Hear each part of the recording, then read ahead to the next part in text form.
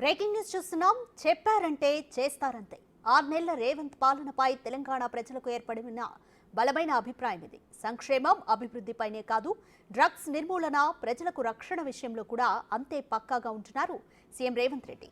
కాంగ్రెస్ ప్రభుత్వం అధికారంలోకి వచ్చిన తర్వాత డ్రగ్స్ పేరెత్తాలంటే ఫెడ్లర్లు భయపడే పరిస్థితి వచ్చింది.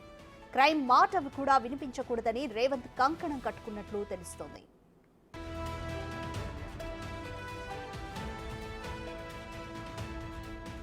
అందుకే కీలకమైన హోంశాఖ బాధ్యతలు కూడా ఆయనే నిర్వర్తిస్తున్నారు. ఓవైపు సీఎంగా బిజీగా ఉంటూనే మరోవైపు రాష్ట్రంలో క్రైమ్పై ఓ కన్నేశారు. ఎవరైనా గీత దాటితే కటకటాలు లెక్క పెట్టాల్సిందేనని నిరూపిస్తున్నారు.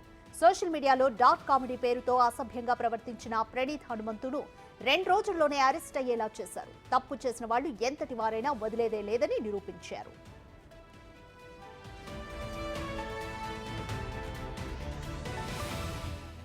ఈ అంశం సోషల్ మీడియాలో వైరల్ అయిన వెంటనే సీఎం రెస్పాండ్ అయ్యారు. డీజీపీకి స్పష్టమైన ఆదేశాలు జారీ చేశారు. ఆలస్యం చేయకుండా ప్రవీణ్ హనుమంతు ఎక్కడున్నా అదుపులోకి తీసుకోవాలని ఆదేశించారు.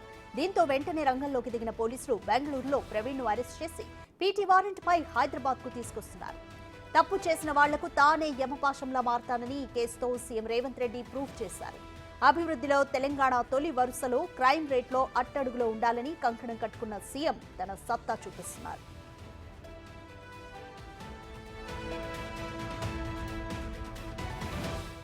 మహిళలు, చిన్నపిల్లల భద్రతకు భంగం కలిగించేలా ఎవరైనా ప్రవర్తిస్తే వారిని ఎంతటి వారైనా ఊచలు లెక్క పెట్టాల్సిందేననే సంకేతాలు పంపించారు.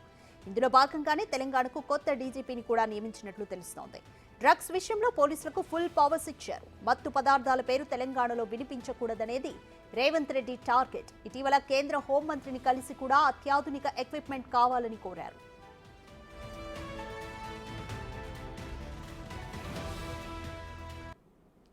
రైట్, మోర్ డీటెయిల్స్ మా ప్రతినిధి సురేష్ అందిస్తారు. సురేష్, సీఎం బాధ్యతలతో పాటు హోంశాఖ బాధ్యతలు కూడా సీఎం రేవంత్ రెడ్డి నిర్వర్తిస్తున్నారు. ఎటువంటి యాక్షన్ ప్లాన్ తో ఉన్నారు ఇంకా ఫర్దర్ గా?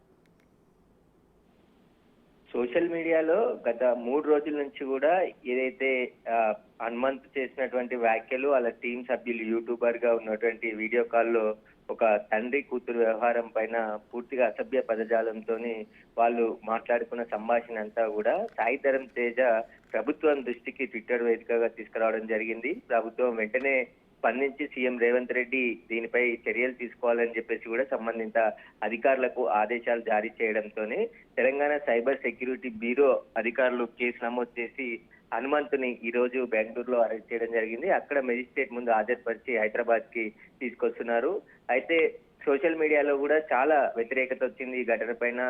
వీళ్ళపై కఠిన చర్యలు తీసుకోవాలి, ఇట్లా యూట్యూబ్ లో ఇలాంటి అసభ్యకరమైన వ్యాఖ్యలు చేస్తున్న ఇతరిపై కఠిన చర్యలు తీసుకోవాలని చెప్పేసి కూడా చాలా మంది డిమాండ్ చేయడం, అదేవిధంగా వెంటనే సీఎం రేవంత్ రెడ్డి కూడా స్పందించి సంబంధిత అధికారులకు ఆదేశాలు ఇవ్వడంతోనే వారు వెంటనే కేసు బుక్ చేసి అతని అడ్రస్ కనుక్కొని అక్కడికి వెళ్లి ఈ రోజు బెంగళూరులో మరి అరెస్ట్ చేసి తీసుకొని హైదరాబాద్ కి వస్తున్నారు. ఇతనితో పాటు ఇంకా మొత్తం ఆ వీడియోలో ఎంతమంది అసభ్యకరంగా మాట్లాడారు వారందరి బ్యాక్ అడ్రస్ కూడా సేకరించి వారు ఎక్కడున్నారనే దానిపైన దర్యాప్తు చేస్తున్నారు.